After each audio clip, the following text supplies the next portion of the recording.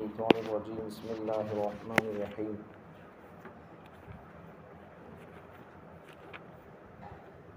وإذ جعلنا البيت مثابة للناس وأمنا واتخذوا من مقام إبراهيم مصلى وعهدنا إلى إبراهيم وإسماعيل أن طهرا بيتي للطائفين والعاكفين والركع السجود وَإِذْ جَعَلْنَا الْبَيْتَ یاد کرو اس وقت کو جب کہ ہم نے خانہ کعبہ کو بنا دیا مثابۃ للناس لوگوں کے جمع ہونے کی جگہ، وَأَمْنًا اور امن کی جگہ بنا دیا، وَاتَّخِذُوا اور ہم نے اللہ تعالیٰ ارشاد فرماتے ہیں کہ تم بنا لو من مقام ابراہیم مصلی، مقام ابراہیم کو نماز کی جگہ بنا لو، وعہدنا الی ابراہیم و اسماعیل اور ہم نے ابراہیم اور اسماعیل کو حکم دیا ان طہرا بیتیا کہ وہ پاک صاف کریں میرے گھر کو، للطائفین طواف کرنے والوں کے لیے، والعاکفین اعتکاف کرنے والوں کے لیے، والرکع السجود رکوع اور سجدہ کرنے والوں کے لیے۔ اور جب ہم نے خانہ کعبہ کو لوگوں کے لیے جمع ہونے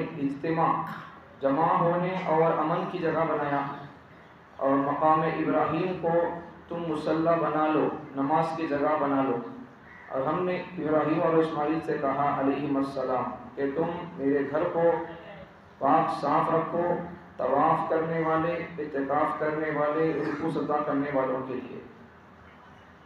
اس آیت میں 3 باتیں بتائی گئی۔ پہلی بات، اللہ تعالیٰ ارشاد فرماتے ہیں کہ خانہ کعبہ کو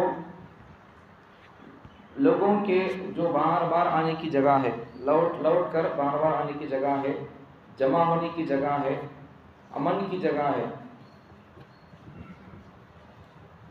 اسے اللہ تعالیٰ نے خانہ کعبہ کو لوگوں کے اجتماع کی اور لوگوں کے لیے امن کی جگہ بنایا، پہلی بات۔ دوسری بات، تم مقام ابراہیم کو مصلی بنا لو، نماز کی جگہ بنا لو۔ تیسری بات، ہم نے ابراہیم اور اسماعیل کو حکم دیا کہ وہ میرے گھر کو پاک صاف رکھیں، طواف کرنے والے، اعتکاف کرنے والے، رکوع سجدہ کرنے والوں کے لیے۔ حضرت ابراہیم علیہ السلام شام میں رہتے تھے، ملک شام میں۔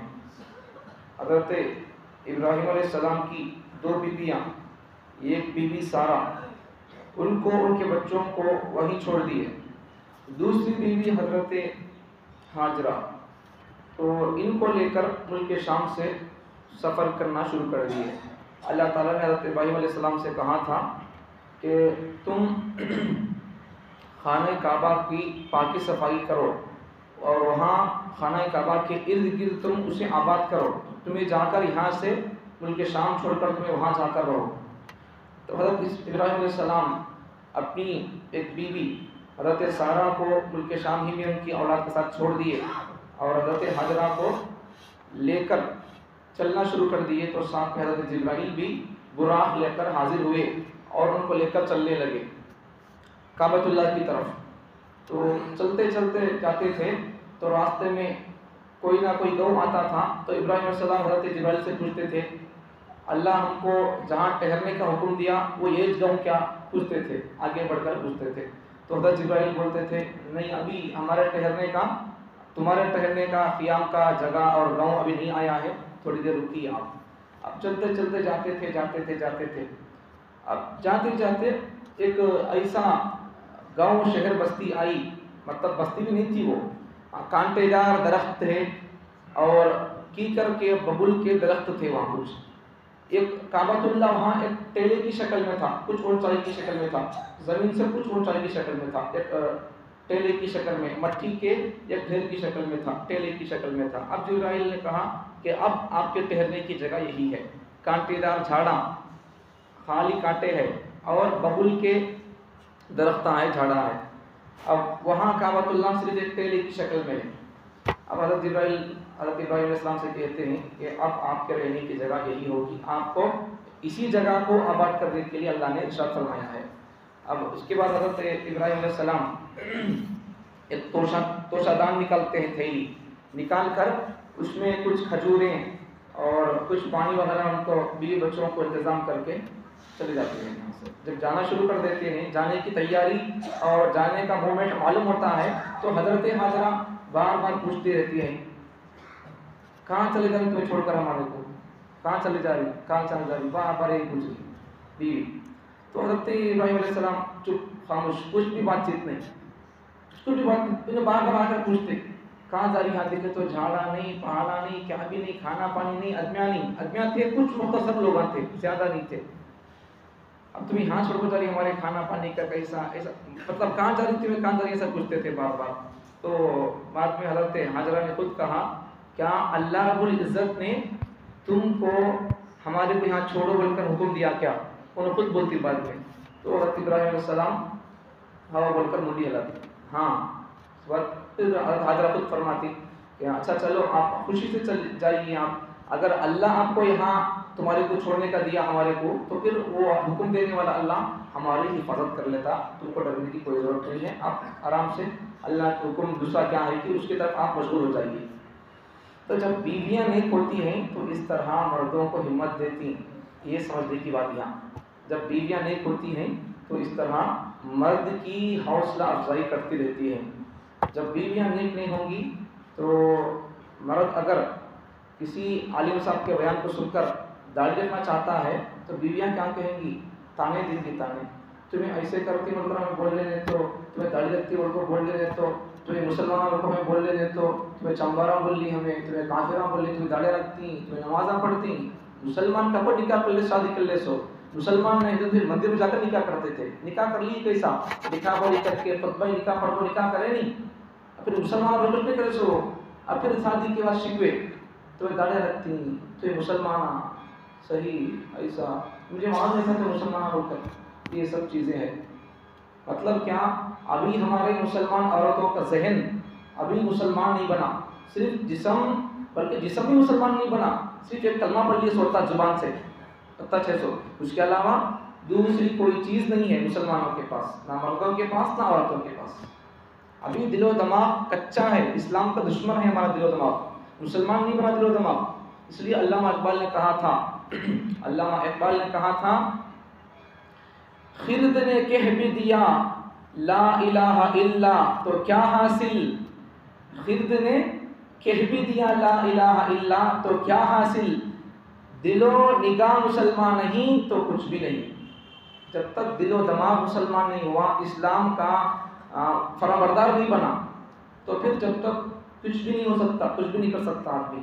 دل و دماغ مسلمان بننا پہلے، ورنہ خالی زبان سے مسلمان بننا ہوتا، زبان سے کلمہ پڑھنا ہوتا، تو پھر حضور صلی اللہ علیہ وسلم کی تقریر کو، بیان کو سن کر ابو جہل کلمہ نہیں پڑھتا تھا کیا؟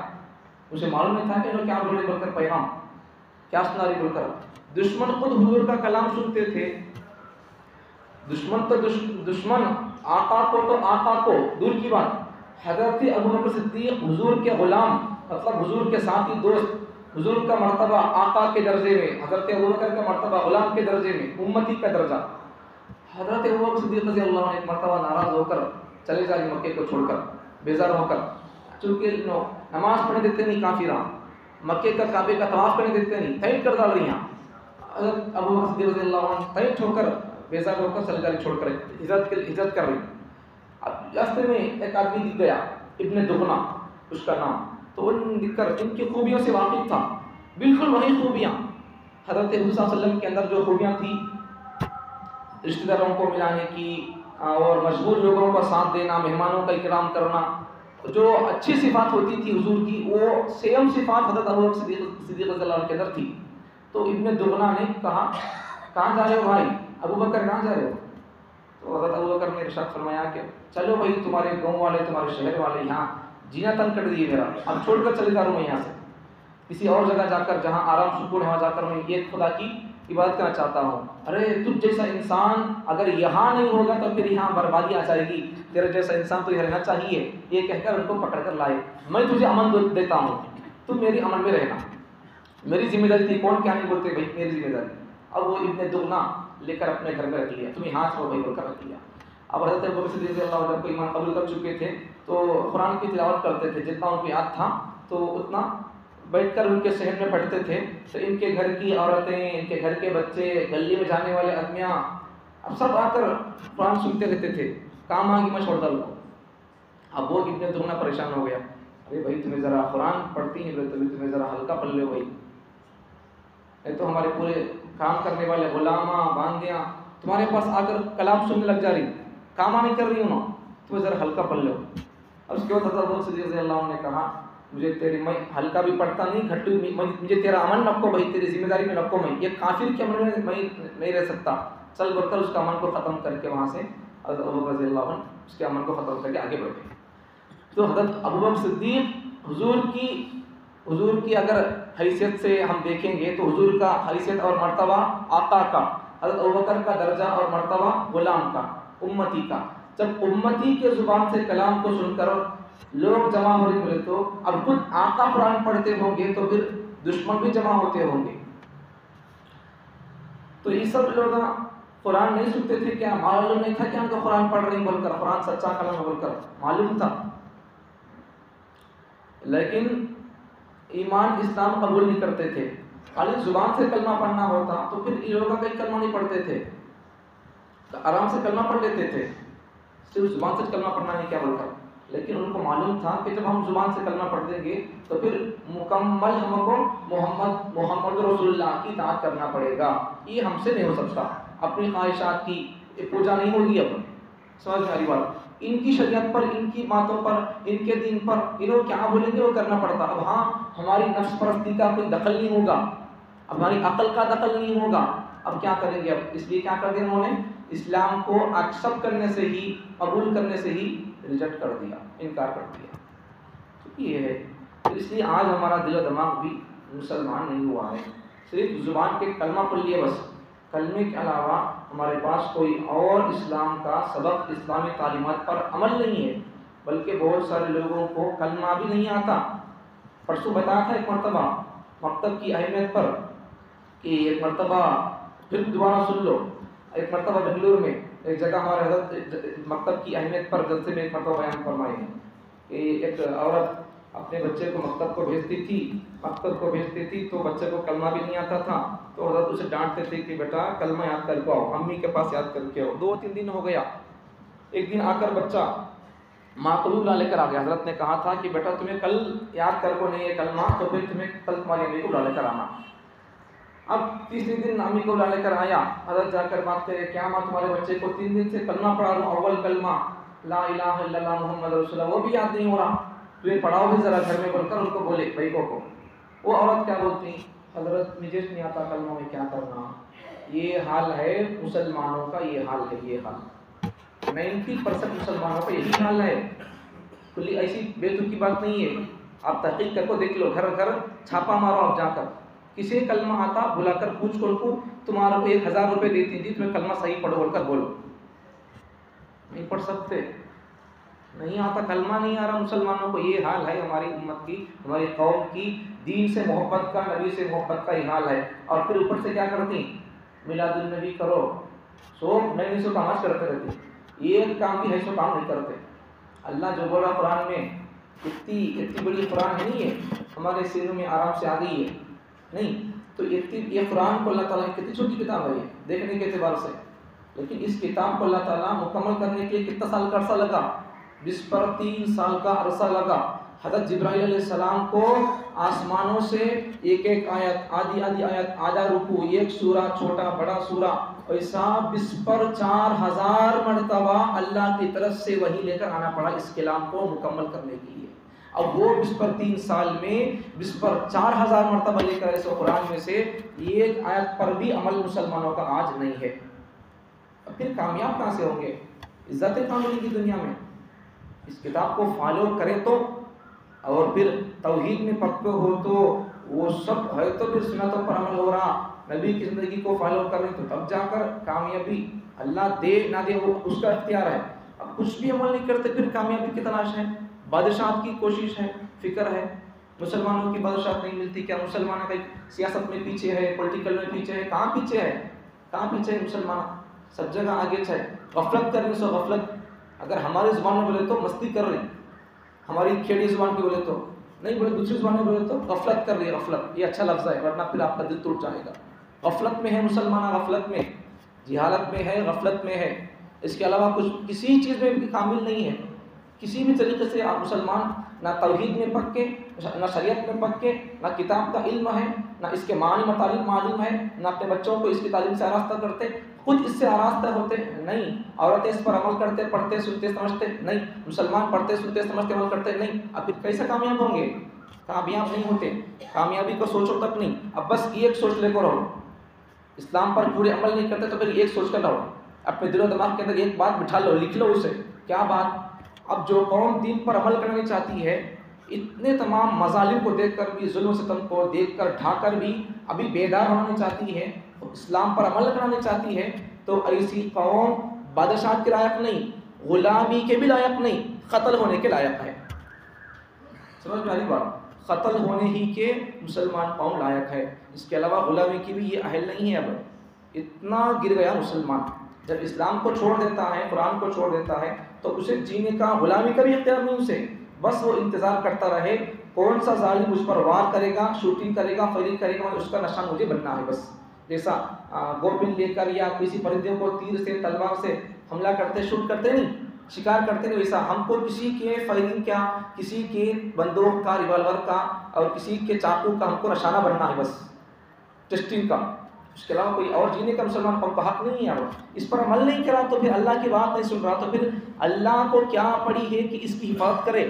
اور اللہ تعالیٰ ایک پوائنٹ سنو، اللہ تعالیٰ نے اسلام کی حفاظت کی ذمہ داری اللہ لیا ہے۔ 14ویں پارے میں اللہ تعالیٰ ارشاد فرماتے ہیں اِنَّا نَحْنُ نَزَّلْنَا الذِّكْرَ وَإِنَّا لَهُ لَحَافِظُونَ، اس کلام کی، اسلام کی، شریعت کی، دین کی ہم حفاظت کریں گے۔ اللہ اسلام کی کتاب کی حفاظت کی ذمہ داری لیا، مسلمانوں کی حفاظت کی ذمہ داری اللہ نہیں لیا ہے۔ یہ سمجھ لو بات، اللہ بچا لے گا، کئی کو بچاتا، اسلام کا ایک بھی آپ کے پاس حکم نہیں ہے تو اللہ کو کیا پڑی ہے آپ کو بچانے کی؟ سمجھ میں آ رہی بات؟ تو اللہ اسلام کو بچائے گا، قرآن کو، دین کو اللہ بدلنے سے، اس کے اندر تبدیلی ہونے سے اللہ تعالیٰ بچا کر رکھے گا۔ آپ کو اللہ مجھے مرنے سے، اس سے ظالموں کے ظلم سے اللہ نہیں بچائے گا۔ اگر بچانا ہے اللہ تو پھر اس کے لیے ایک ہی کام کرنا پڑے گا، پوری شریعت پر، پورے دین پر عمل کرنا پڑے گا، اس کے علاوہ مسلمانوں کے بچنے کا، جینے کا کوئی راستہ نہیں ہے۔ اسے کانوں سے اپنے دل و دماغ تک پہنچاؤ، اگر جینا چاہتے ہو زندگی عزت کی تو پھر اس کتاب سے آراستہ ہو جاؤ، اس کو پڑھو بھی، سنو بھی، سمجھو بھی، عمل کرو۔ یہ کام پورے کرنا، 4 کام بھی، پڑھنا، سننا، سمجھنا، عمل کرنا، ان میں سے اگر ایک بھی اگر کام چھوٹ گیا تو پھر مشکل ہے، جینا مشکل ہے، قتل ہی کے لائق ہو سکتی ہے، غلامی کے بھی لائق نہیں ہو سکتی ہے۔ 4 کام کرنا، قرآن کے حقوق ادا کرنا، جب تک ان 4 حقوق کو قرآن مسلمان قوم ادا نہیں کرتی تو تب تک غلامی کے بھی لائق نہیں ہے، غلامی کے بھی لائق نہیں ہے، قتل ہی کے لائق ہو سکتی ہے۔ اللہ تعالیٰ مجھے اور آپ کو اس کتاب کو سینے سے لگانے، پڑھنے، سننے، سمجھنے، اس پر عمل کرنے کا شوق عطا فرمائے۔